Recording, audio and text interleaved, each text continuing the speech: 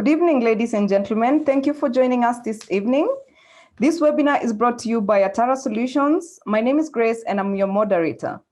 Atara Solutions is an HR consulting, strategy and capacity building firm. We provide total HR solutions to organizations and equip employees to grow both personally and career-wise.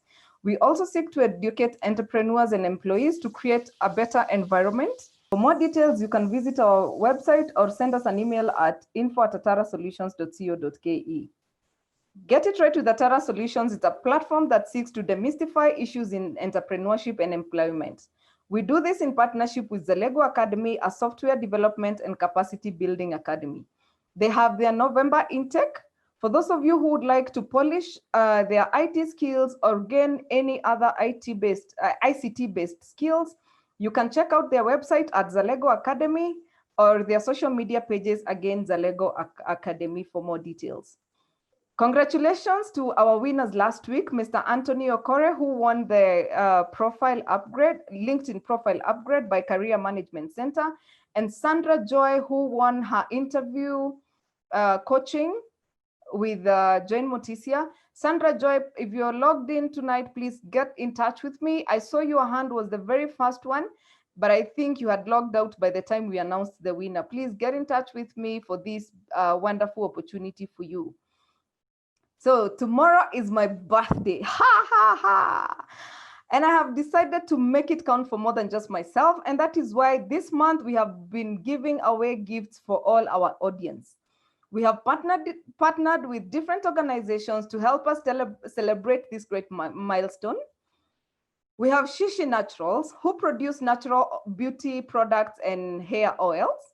We have Serenity Studios, who do photography and videography, and they have introduced a mommy packages for any expectant moms. Kindly visit their social media pages. I'm sure you'll fall in love with what they're doing. Again, that is Serenity Studios. We have Career Management Center, who is offering interview coaching and profile upgrades. So interview coaching was for the people seeking employment. Profile upgrades was for the entrepreneurs who are our audience. We have Tanu's Kitchen, who produce spices and ginger pastes. They have actually introduced a new line of sauces, and we are proud to be among the first people to test the sauces. And I'm sure you will love. They're all naturally produced, no additives, no preservatives. We have JC Beauty, who deals in natural beauty and hair products again. We have Good Fortune Greens in Nanyuki, who are green groceries and have something for our Nanyuki audience. So if you're in Nanyuki, please stay tuned to find out how you will in your groceries for the next couple of days. We have also partnered with Sorel Laundry, a laundromat based in Ruaka, who offer same-day cleaning services. So if you're in Ruaka or Kiambu Road, this is for you. You can be able to take something for you. We'll let you know what you will get to win from Sorel Laundry. So you see, we have something for everyone. I would like to take this special moment to just say thank you to my mom, who is actually tuned in, and she has never missed any session of this webinar. Thank you, Mom, for being my friend and my supporter, besides being my mother. Special thanks to Cakes and Ice Cream and Cream World, who are based in Roiro. Today, they spent the day teaching my daughter how to make cake, so I have a birthday cake already.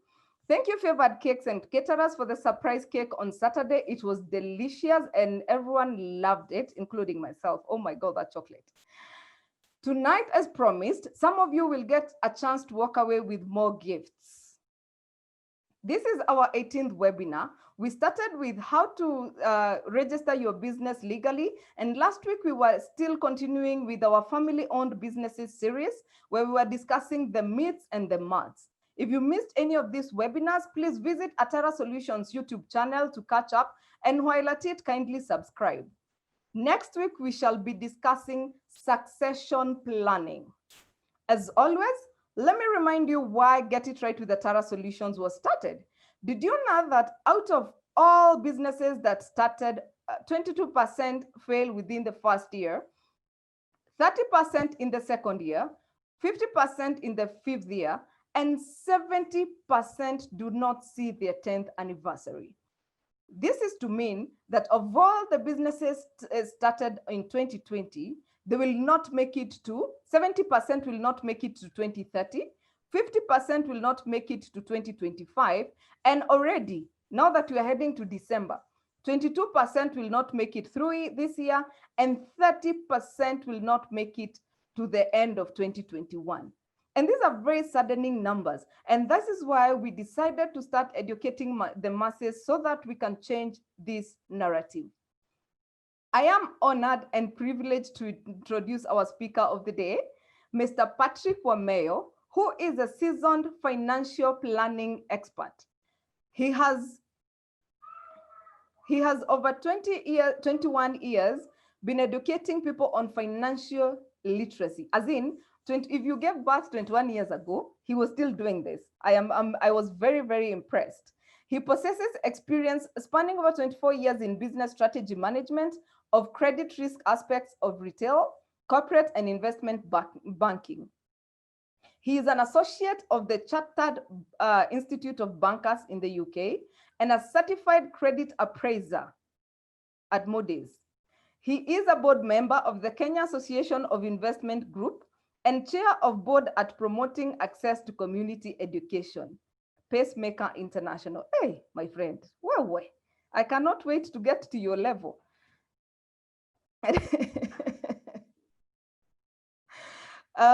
So we invite you, our audience, to ask as many questions as you wish, and we will try and answer as many as possible. Please stay tuned to learn how you can win a giveaway, a gift for you, and for you to enjoy this month with us. So, Mr. Patrick, money is a tool. It will take you to where you wish, but it will not replace you as the driver. This is a quote by Ayn Rand. Tell us, is it true? Absolutely. Aha. Money is not a friend. It's an asset that you can either use properly or suppose you can ask it to take you where you don't want to go. Yeah. But eventually you end up there. So yeah, we are good to go. Yes. I think I'm seeing 73 participants. Yes. I don't know their ages, so I've prepared something that fits everyone. Do I have the powers to share? Absolutely. I think just there are people whom I have met in that audience, but there are people whom I may have never met. The Airtel number is not there. I forgot to remove it, but the Safaricom one works every hour. So the subject of discussion is financial literacy. It's personal finance tips for individuals and also for businesses. I'm not very good with tips. I'm good with facts. I'll be sharing quite a bit of what is right for the situations that we've been riding in the last 6 months, so which we may continue riding for a few months. But nevertheless, financial literacy is financial literacy. In fact, when things are thick the way they are, is when you know that you didn't know money. Because when you need to be able to use what you have to live longer, you realize that it ain't about the calculator that tells you it's 1,000 or 2,000, but it's more about prioritizing what comes first, especially when you know that the pool is fixed. Until you get the next one, you don't know when the next one will come. But that's when you know that you truly didn't know money. So I will be fairly, let me say, I'll speak to everyone. I'm expecting as many different ages as possible. Public kind of audience. I generally speak to people above the age of 20 years. But I specifically speak to anyone above the age of 16. Adult learning, unfortunately, it will not be interactive as it ought to be. That's a key element of adult learning. For that reason, then I'll be able to share a few experiences that can compensate for the lack of interaction. However, if someone has questions to raise, I prefer it is raised along the way on the sidebar, which then you can read to me, and then we take care of it as we go, as opposed to one where I will deal with it later. So, personal finance, or rather financial literacy first. Financial literacy is really about three things. Number one is about knowledge.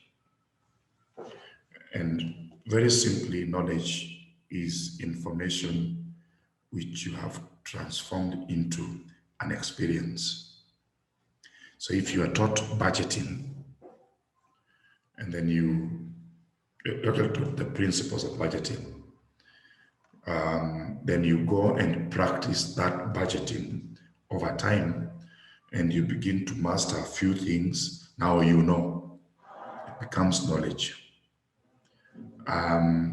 Once you've dealt with the first level of knowledge, then the application of that knowledge enables you to make better decisions. That's now what we call skill. Skill is a daily application of knowledge, just like you're doing in this webinar. It's like a daily application of that knowledge. And then the sum of knowledge and skill is supposed to make you to be in a mental position and a mental disposition to actually make better quality decisions. So financial literacy is about knowledge, skills, and confidence for making responsible financial decisions or choices. It is not an academic program. So if someone takes you to a classroom and teach you principles, even if they teach you 10 times, you will know nothing if you don't practice it. So it's not one of those things we talk about. It is like teaching a grade 2 kid that if you put your money in the bank, you will earn interest at say 8%. Then a year later, the kid had put money, the savings had given in a bank, and he sees an advert saying, another bank saying, we are now paying 12%. If that kid asks you if his money or her money is earning that 12%, you know that you have a kid who has knowledge of the fact that there's something called interest and that there are different rates. What they haven't known is how interest works, and that they will know as they grow older.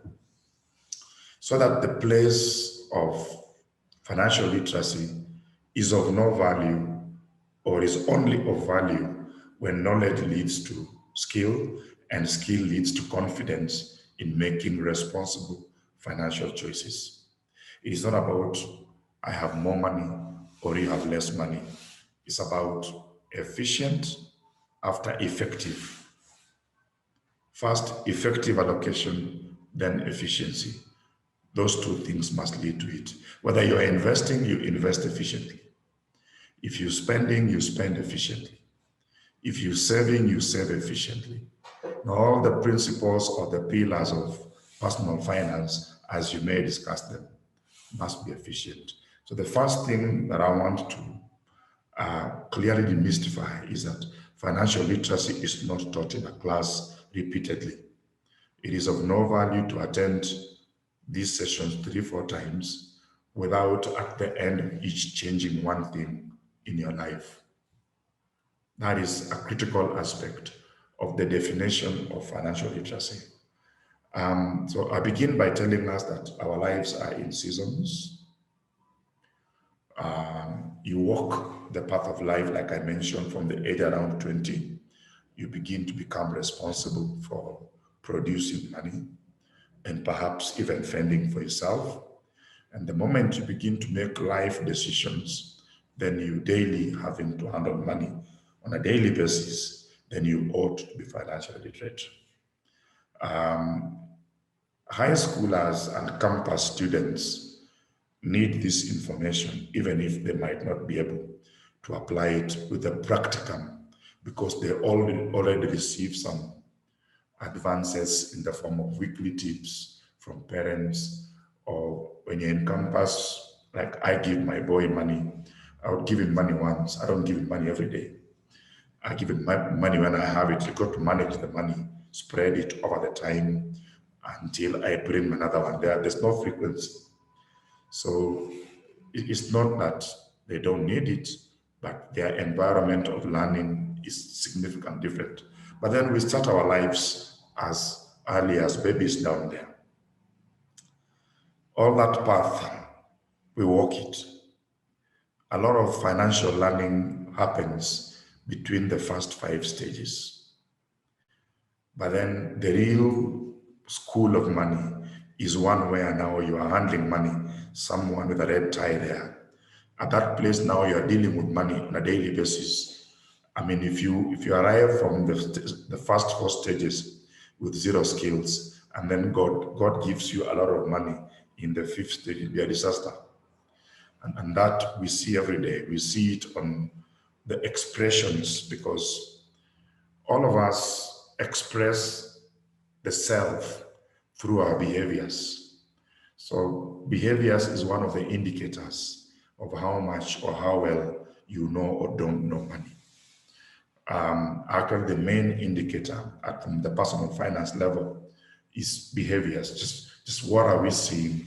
Those things which we see are your inner expressions of how money and you meet and express each other. So you'd notice that in the brown t-shirt level, you are really post-retirement. In the green t-shirt area, you are in retirement. You'd want to live a happy life, like the man pictured there, still doing some golf in retirement. A lot of us retire to obscurity and pain, which is really avoidable. And you don't need a lot of money to avoid those things. You only need to think through what your day-to-day life will look like and begin to do things and invest in a small way, in a manner that your pension and your investments are just enough to give you good quality life. It's not about opulence. It's more about good quality life first. So in terms of ages, those are the expressions of numbers in ages. Each stage is approximately 7 years. And this has to do with our psychology. It's not a mathematical mistake. Every person goes through those 7 stages before you turn 50. The first 3 stages are very key. You are learning from parents, learning by observation, learning by traditions, and learning by intuition. And so what you learn without the element of school is very deep, very, very deeply ingrained. And many of us do not understand why in number 6 and 7, we are still misbehaving with money. Is really because of the value systems we acquired, number 1, 2, 3. And I must, having mentioned values, before I go further, let me just make it clear. I mentioned in the introduction the whole aspect of making choices. Values dictate our choices, and those choices require money. So if someone is still wondering where money is coming in, every choice you incur expresses itself in terms of it needs an investment in the form of money to be expressed, being given that money is a store of value. So the moment you're discussing money, you're also discussing choices. In fact, in this class, we are not discussing managing money, we are discussing managing choices for money to express different results. That's really what it is, and that's really what I'm discussing here. If you have poor choices at any age, it doesn't matter how much money you have. I'm sure you've seen many people who look successful. Michael Tyson is one of them. When I was in Form 3, Michael Tyson was the most powerful man on earth. He would hit you in 3 seconds, you are down, and he would earn monies that were insane. hired Donald Trump at that point as his finance manager. He's broke. Donald is the other way rich. So it's the question of the interaction between Michael Tyson and money, the interaction between Michael Jackson and money, and the interaction of our so-called, they give them good names here.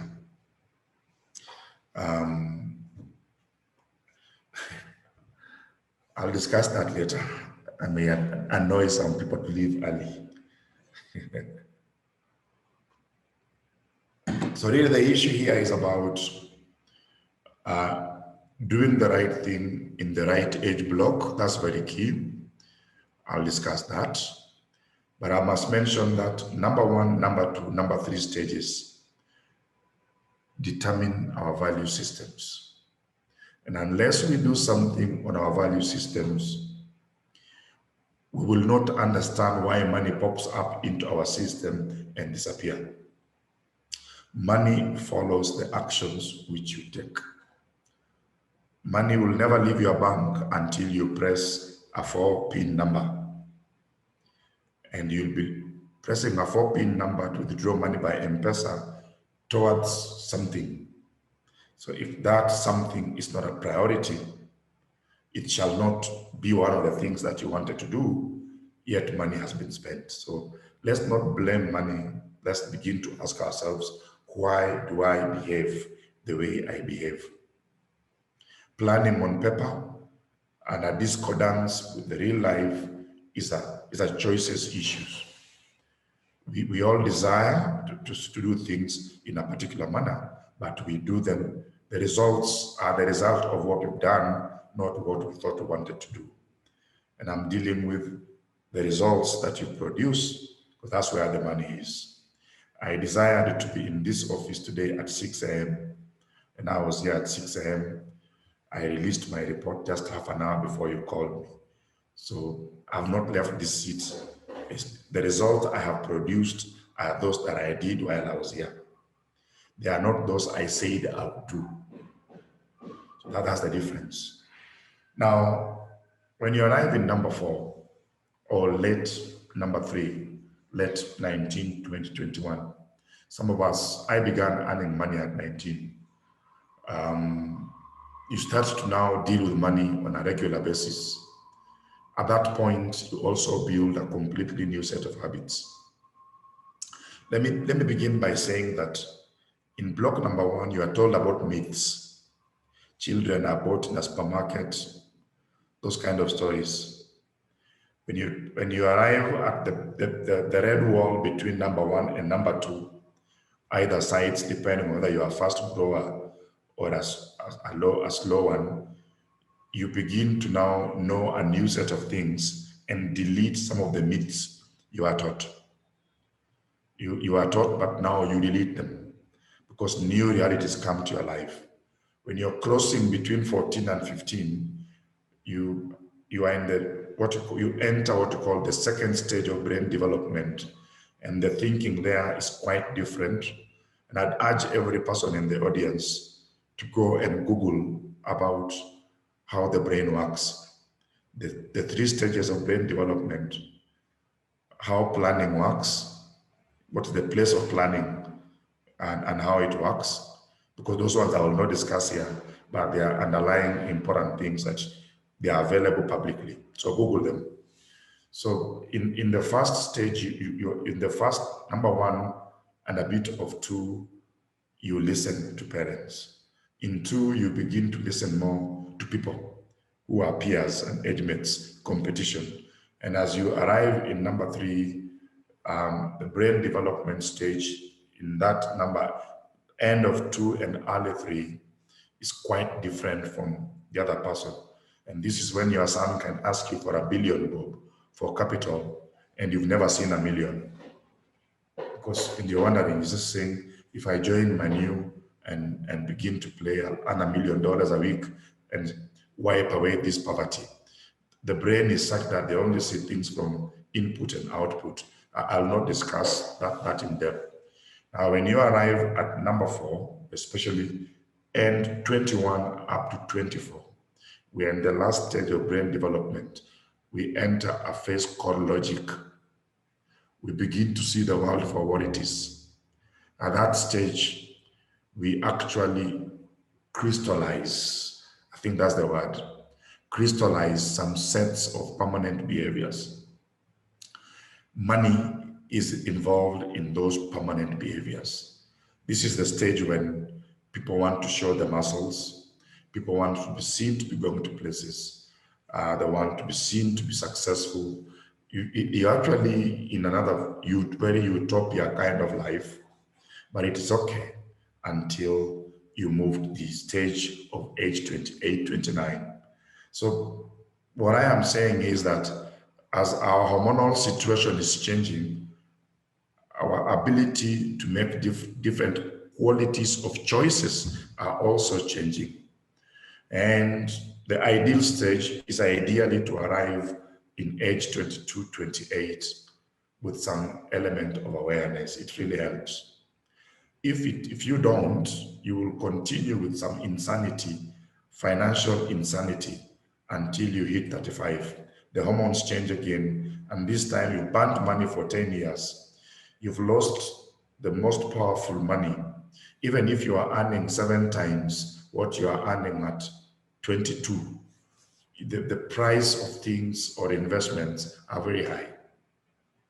I can give you an example. I bought an NBK share at age 24 for 1 shilling and 46 cents. At 35, when I woke up and now I wanted to buy shares, that was the year when this economy was really hot. NBK was 36 bob. I found it very expensive, didn't buy it. Kenya Air was 146 at that point. It becomes too expensive. Even when you seem to be having money, you can't afford it. So the kind of choices you make along this path either works with the philosophy of money or fail to work. What we call the time value of money. What you fail to do at age between 22, 28 may be very difficult to do in ages between 36 and 49, even though your income has grown by 1,000%. So that is the philosophy that I'm trying to pursue here, that all of us need to appreciate that there is something to be done at the right time, and that having the capacity to make choices that are valuable early, making mistakes early and learning from them, getting that confidence element early is valuable. That's the primary message. So that those of us who are approaching number 8, I'm already in 8, I just joined it early this year. When you're approaching 8, your hormones begin to tell you you're tiring in very few months, even though you feel very young. And you begin now to go more to panic mode. The issue with this is that it depends on how you arrived there.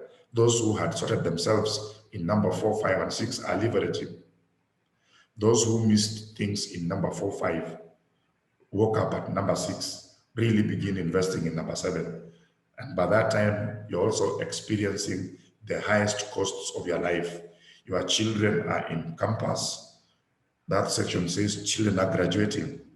They are leaving high school, or they are leaving college, or they are in campus. Their fees are really high. So relative to your income, this could be a complete mess, especially for people who are employed, whose incomes are fixed. So depending on how you did things in 4 or 5, or failed to do things in number 4 and 5, number 6 and 7 can be a nightmare. And so in number 6 and 7, generally, we are behaving like a snake. We are removing the old layer and putting up a fresh one, but the person has not changed much. The financial challenge is becoming mountainous, it's no longer small hill. So that is the path and the reality. Number 7, number 8, number 9, number 10, those are ages when you need to be restoring your financial stability to live some quality life in what we call true old age. True old age starts after 65. So anybody below the age of 65, really, you're still productive unless you're medically down. So that is what I intend to say. Now, this tool on the screen is a planning tool. We plan for your circumstances where you are. If you're number 5, we plan for 6, 7, 8, 9, 10. We are also planning for your children in number 1 and 2 who are following you. So in 7, we are planning for your children who are graduating and of course your future. If you're number 4, you plan for everything. 5, 6, 7, going ahead. The earlier, the better. Unfortunately, most of us are raised in families where planning is 0. So the value system that we leave age 21 with into block 4 is one of continuing with financial ignorance, influenced by peers, and we think it is right. I'm a grandchild of the Luya, and in that community they use the word riswa. That's what you say when some things ought not to be in place. Use the word riswa, you just throw it away. You've got to remove that early. Number 5 is a transition age because usually children will be growing and they begin to put pressure on your money. In number 6, they have already put pressure on your money, umezoea. You're now like, I'll go with it. Your arms are up, not like Christ, they're up like this. I will go with the wind. You've already picked a lifestyle. You've picked a house in Kilimani. You've picked a mortgage. You've picked a big car. You've picked maybe a wasteful wife. You cannot change anything. You are in it. So it becomes very difficult to change people and change yourself without some loss in your process. So the most people at time they are in 6. Life is now moving like a cyclone. And I must say that is not right. At what point should we discuss money? It's the next thing. So what do we need to do? We have determined clearly the amount of money we need for our basic needs at any one of those stages. And needs are not wants. Wants are means of achieving needs. I could be drinking coffee or water. I could also be drinking tea, could be drinking a soda, could be drinking maybe alcohol, but all in the name of thirst. So the thirst is the need. The options are wants. I'm discussing needs, so please, and I'm discussing basic family needs. Let us take time to establish exactly the amount of money we need to spend every month on our family needs. It takes 3 months of recording expenses, or if you use your M-Pesa, which I suggest you do a lot for 3 months, just pick your M-Pesa statement. You will see similar goods, and then you do what in accounting called summary. You can call these things food or grocery. You can call these ones clothing. You have to give them names that put them in a category. You'll be able to establish the exact amount you spent in 3 months. That's a very good average to give you an indicator of how much you spent, and then you justify the levels. The fact that you spent doesn't mean it is right. You've got to justify the levels of that spend. Was it the right level of spend? I'll give you an example. Between me and my wife, we spent about 61,000 shillings a month for close to 8 of the 11 years of our first years in marriage. Until we sat one day and asked, so where does the money go? And we discovered that only 38,000 shillings actually go straight to what we call our needs. 61 is received, but 38 is really what goes into what we need in the house. And then we had to justify why we will now have to move the difference between that to somewhere else. By the time we were looking at that, 8 cool years were gone. Someone has formed a habit of receiving and spending money. It's very difficult for them to change overnight. So couples in this session, please understand that it is important that we clearly put pen to paper on the amount of money you spend for basic family needs: food, shelter, medical, school fees, those basic things, and transport. Then justify what costs can be changed, because it becomes easier. Number two, once we know how much money of our income must go, not may go, must go to family needs, then we now ask ourselves, how much is available? Set that aside. That's the money available for investment and anything else, including entertainment. Determine the cost of your goals. And I'm assuming, therefore, that you have goals. So if you tell yourself, I want to own a house in 15 years from now by way of a mortgage, then the first thing you need is to raise the deposit, enter into mortgage, then you pay monthly mortgage. So the monthly installment is not the cost of your mortgage. It includes all those other costs you will pay along the way, like valuation, like issues like rent receipts that you'll be paying, the rent you'll be paying the city council or the government annually. So all that entire cost, bring it to a monthly amount and say, to own a house, I need 35,000 a month. To take my kid to school, I need 15,000 a month. To take my two kids to school, I need 45,000 a month. Decide how much then to save, having known number one and number two around all your key goals. These things sound very easy to do. They are not, because it requires behavior change. Once some of us have determined the amounts in number one, and we discover that that is what describes our life as it is. You don't want to change that life. You realize you have no money to meet the goals and you still want the house. So decide how much to save. Saving is setting aside temporarily before it is used.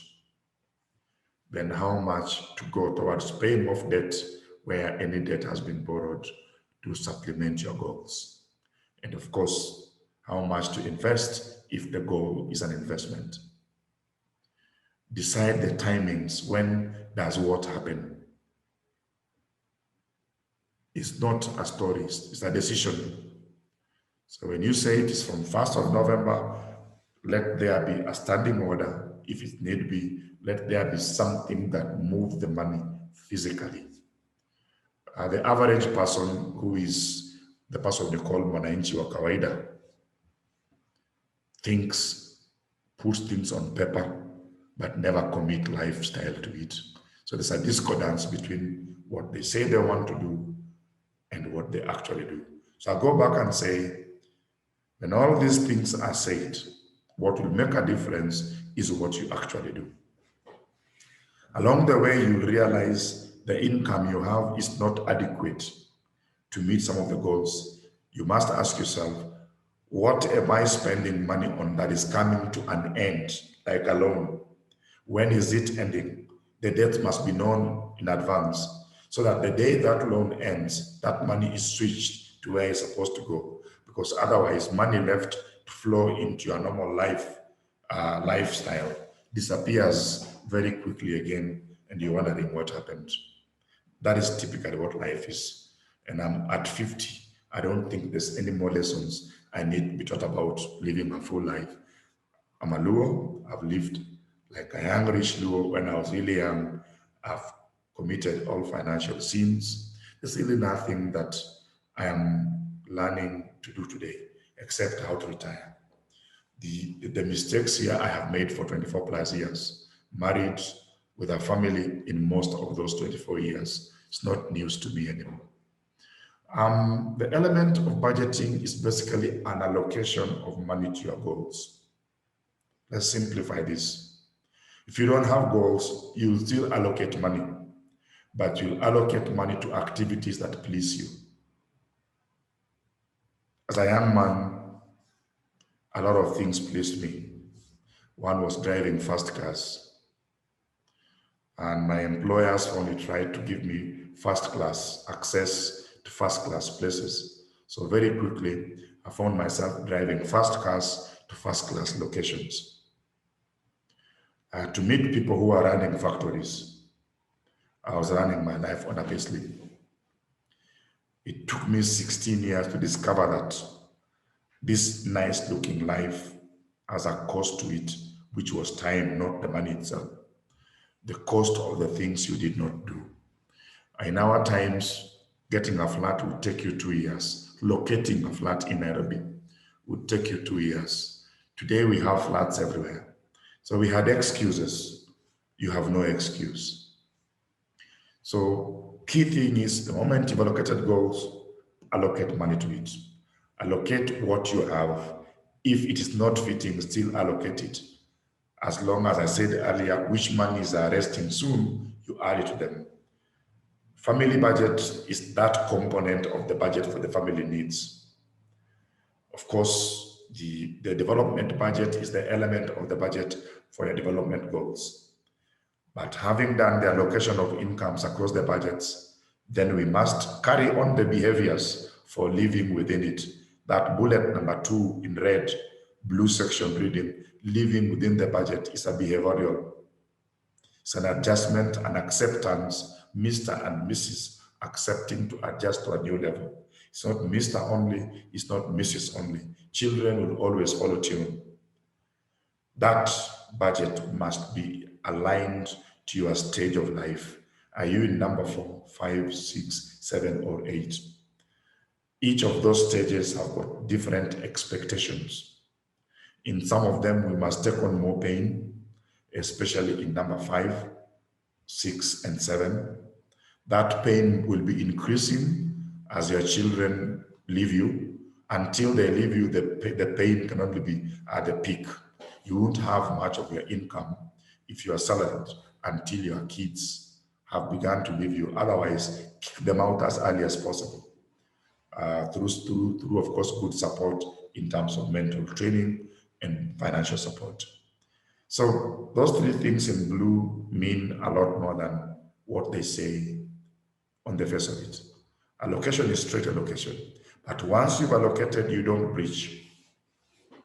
You build a habit of not breaching that. So living within the budget is behavioral.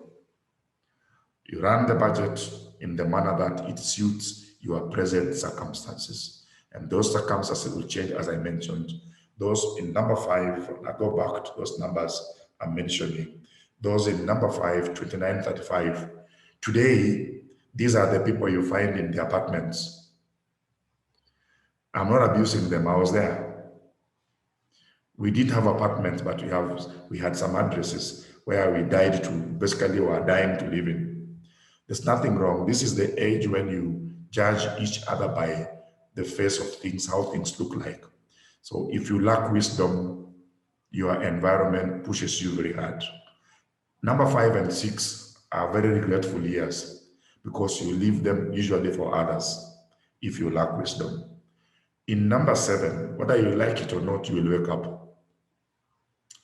At the age of 42, when you enter 43, your hormones will show you that you are behind so many things. Your children will be in campus and high school only, unless you have late children. And the fees and the commitments and the expectations from everyone around you will be very high. So you will wake up at that point without being asked to. I have just finished those 7 years. So I can share with you that those last 7 were not very good. So especially when you are in business like I am, and politics and the environment keep changing. So you have good years and bad years. The loss, what you lose, given the goals you want to achieve hurriedly in these stages, not good at all. So when we come down to this stage here, living within budget is something you begin to learn early and then make it a habit. It is one of the things that the rich people of the world are very good at. They are very good at discipline spending, doing things that matter fast until the money begins to come in quantities that they can't finish. So they can now take those holidays without any qualms. My first boss was a lady. And I remember her telling me when I was 25 years old that she was earning rent of 480,000 shillings from four current houses. Four current houses. And her income was less than 40K when I was getting employed. That's not someone who had money from a grandfather. It's loans after loans, you build and tie the belt like a Jew. But by the time she was retiring from office, she only had a life of holidays. And that is something that I thought I would achieve, but unfortunately, I'm only 5 years away from where she was, and I'm very far away from what she done. So I had a standard there that I failed to follow. Options for staying within the budget, number one, of course, is what we don't like, consuming less on essentials.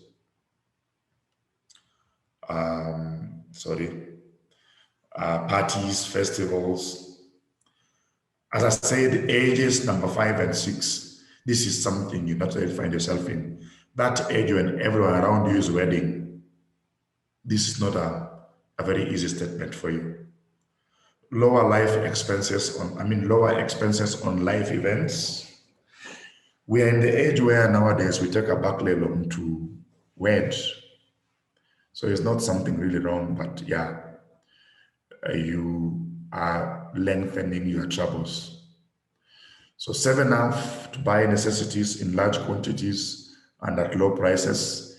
That is a priceless lesson that every couple should take home the moment they have a baby. Of course, avoid these apps and what have you for consumer credit, and carry less money if you are like me who cannot control how much we spend. I have that problem, so I don't carry money a lot, just carry enough. I think it's also important to have a strong ability to develop a savings plan, and above all, to estimate costs that you will incur in future. Costs like insurance for education, school fees that you will pay 10 years from now. Estimating it today is very key. And I'd urge you to visit a financial planner to learn how to estimate this. A lot of us just enter into insurance plans blindly. And by the time that insurance plan matures, it only pays 1/3 of the fees of university students. Then you look for 2/3 through 2 years when you spend 15 years saving only 1/3 of the fees.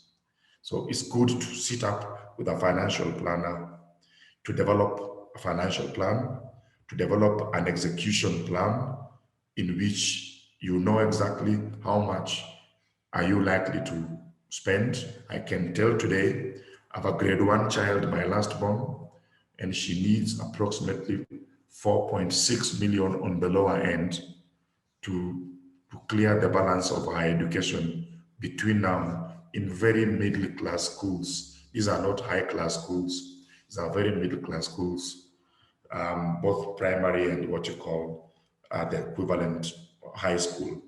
So that 4.6 is the lower end that I will need to pay to take her to school. So I have to put that money aside even before she gets to age 10 or age 11, so that it can grow and add up to cover up itself.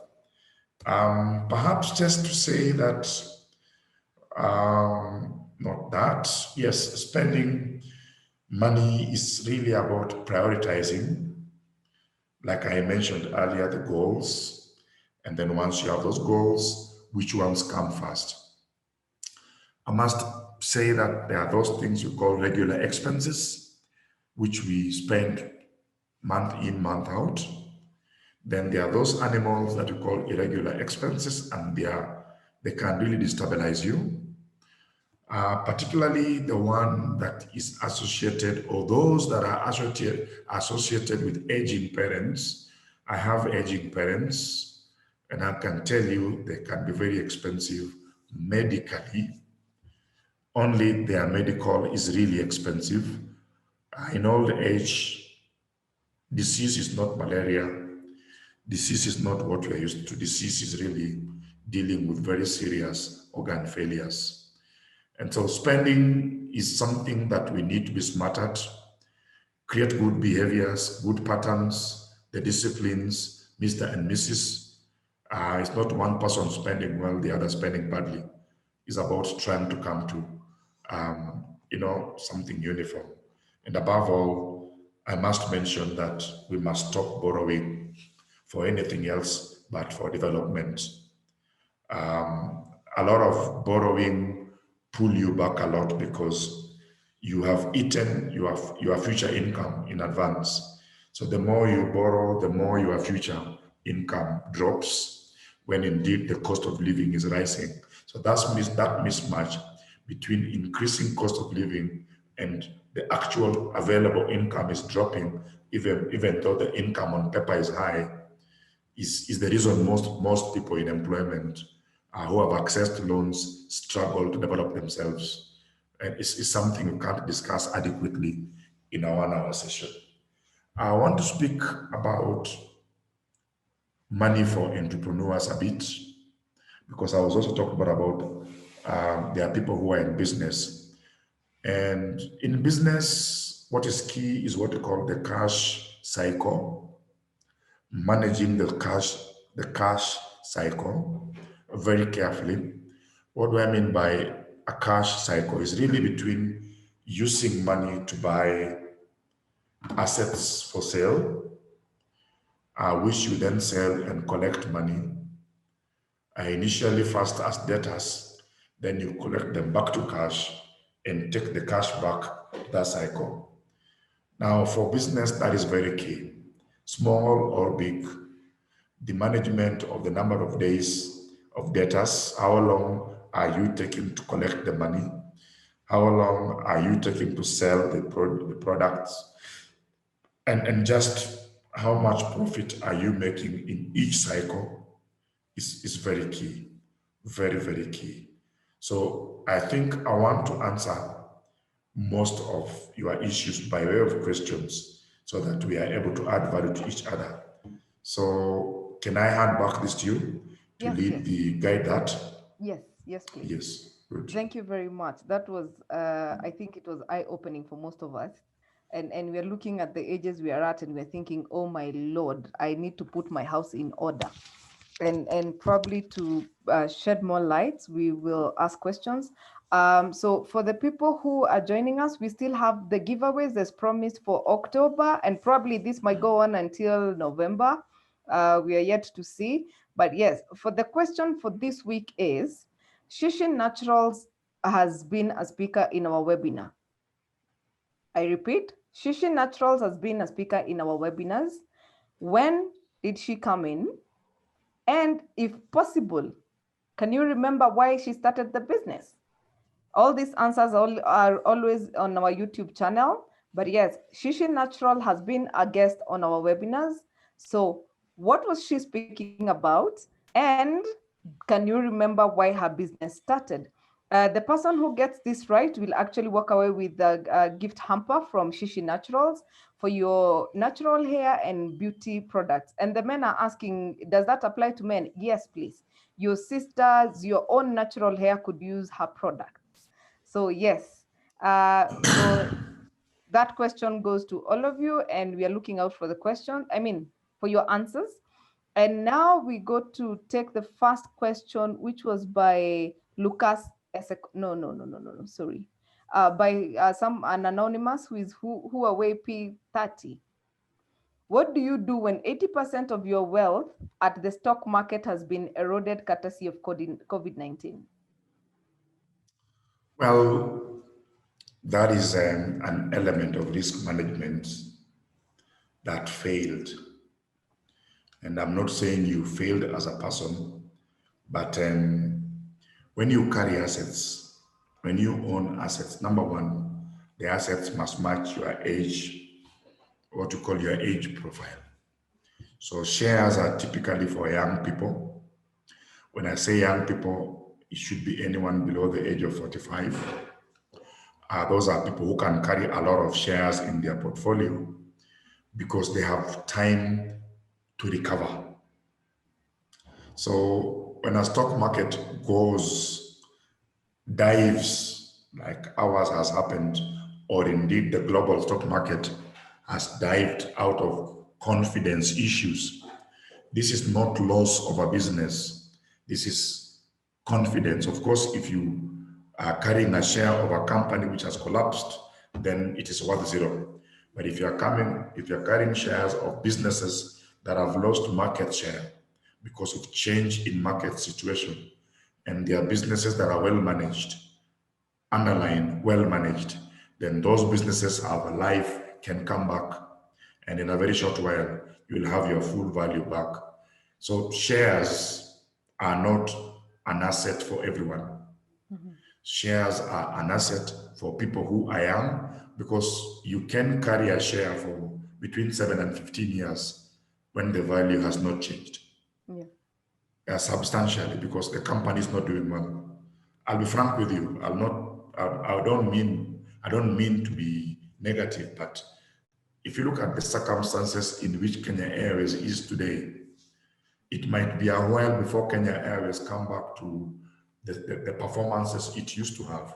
In fact, a lot of that is dependent on this plan by the government to merge the Kenya Airways and the KAA, because that boosts its operating platform, lowers some of the costs that it is incurring, that it should not be incurring, so that it can compete well with equal airlines like Ethiopian Airlines, that are government airlines, therefore have a whole airport to themselves, and are able to do well therefore. So if you're carrying such a share and you're a young person, fine.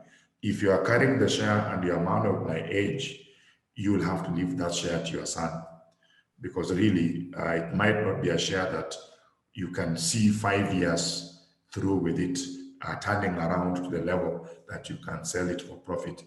It turns around, but it might not give you a profit in that time. So shares are not for the faint-hearted. It's an asset for young people. The market confidence issues can happen very rapidly, but the return back to normal depend on a lot of other contingencies, the most important being the ability of the management of that company to pull strategies that bring it back and maximize value. I don't think there's anything to worry about if you're young, but if you are old, you need to ask yourself, is there room for waiting for a while, then I sell for a lesser loss? Okay. That's all I will tell you now. That's all you would say. Okay. Yes. Maura Stephen asked, Mr. Patrick, please advise me, because I save for a long time, but after I get to the target amount, I lose focus. My usage starts to increase and I end up using all my savings. Well, you're basically saying that you don't have good goals, because good goals motivate. And when you reach some level, you don't need to save $500,000 to be able to start something. You need to break down your goals in smaller components, that say 100,000 will do something. Then 200 will do something, so that you don't have to save money. The more you save money and the longer you save it, the lower the purchasing power it has.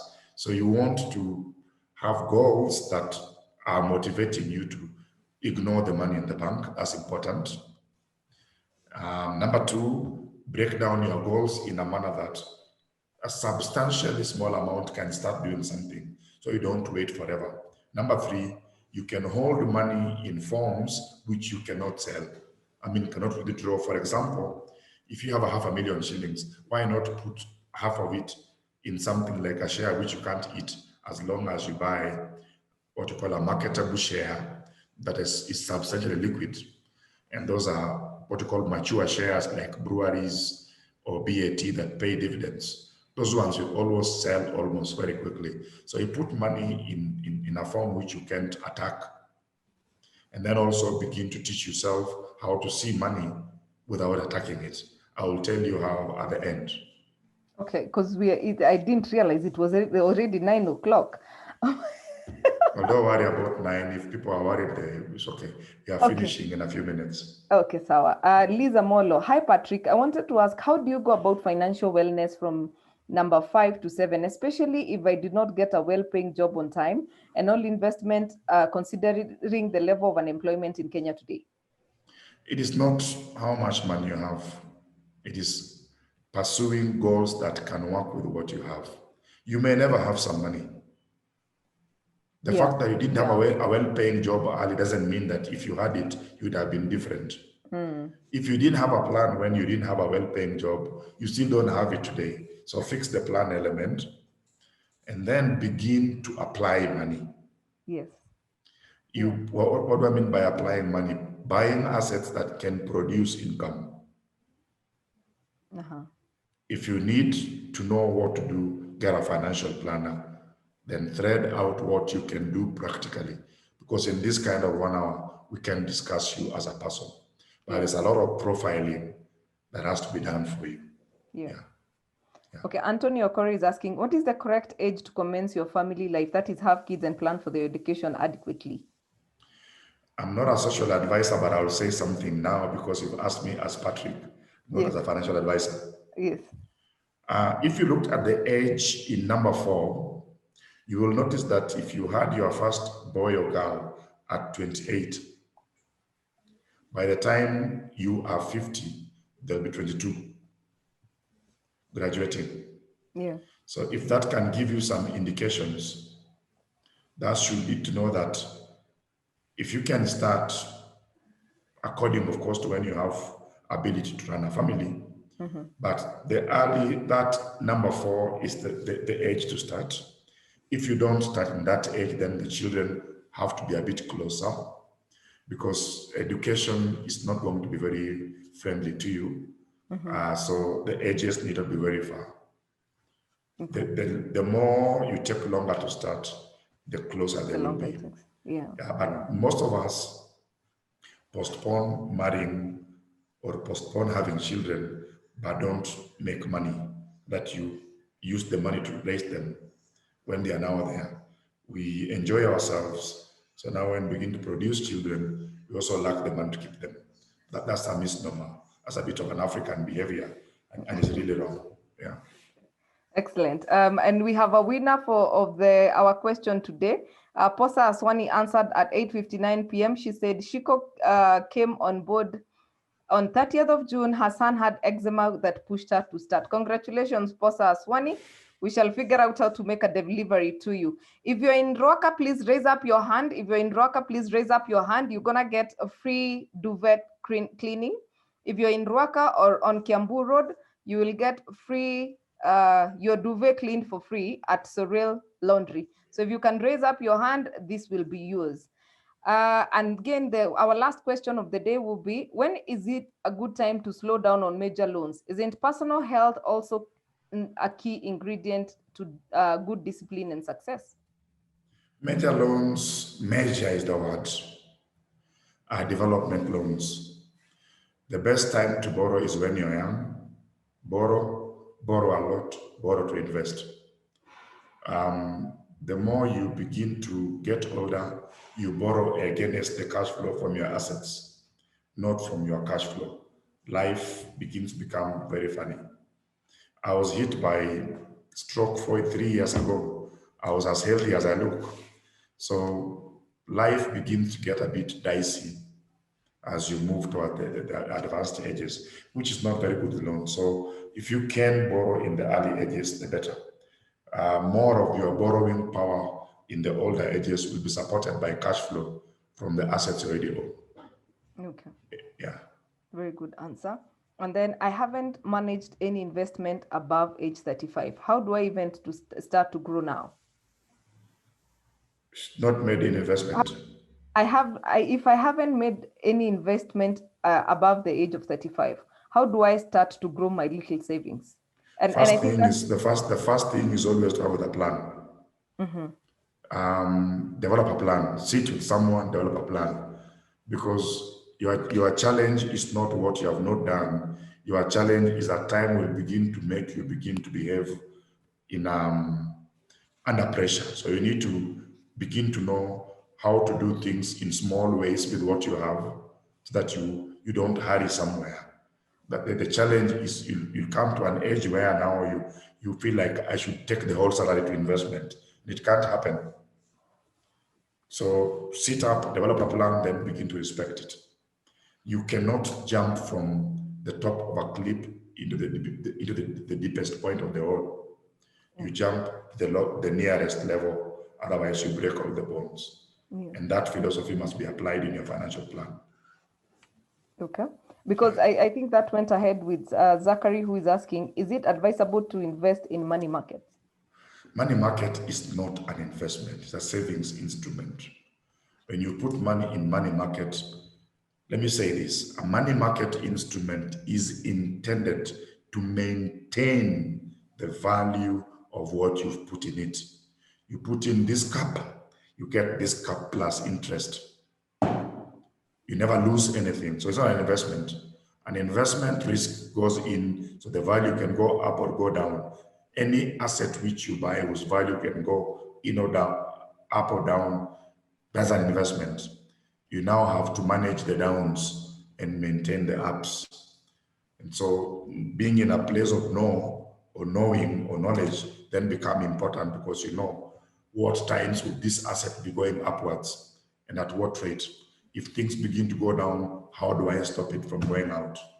We call that portfolio rebalancing, but that we cannot teach you in theory here. Yeah. Yeah.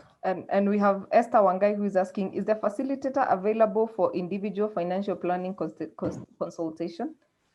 Absolutely. Absolutely. Yeah. We will share That's what I do. we will share his presentation, which has his contacts, so that you can engage further. And the last question, Mr. Patrick, is it wise to use personal savings to save your own company during rough times? Hi, many say they are working for their children, really. It's not about rough times, it's about your knowledge. Because even if you use the bank's money, you will lose it if your knowledge is low. So the risk factor there is, do I know what I can do reasonably to turn the company around? If you don't know, you don't know. It doesn't matter that the money is yours or the money is someone else. Mine would be to say this: if you can sustain that business in a stable position, that is what you do when things are bad. And when circumstances change, now you can put in more money. In bad times, just want to be alive. Yeah. Excellent, excellent. Patrick, I hope you can be available for another session that we can focus on investment. Maybe It's that okay. one can really. That is take what people will answer forward. the other questions. Yeah. Yeah, exactly. So thank you very much, our viewers. You guys are wonderful. Congratulations, Posa Aswani, on your win today. We shall make arrangements on how you will receive the package. If you're in Ruaka and you want your duvet cleaned, please raise your hand. I would like to give that offer to you. If you're in Ruaka or in Kiambu Road, there's someone, Eric. Yes. Joy Whitney rose her hand first, followed by Lois Mungai. Oh, so Joy. Joy Whitney.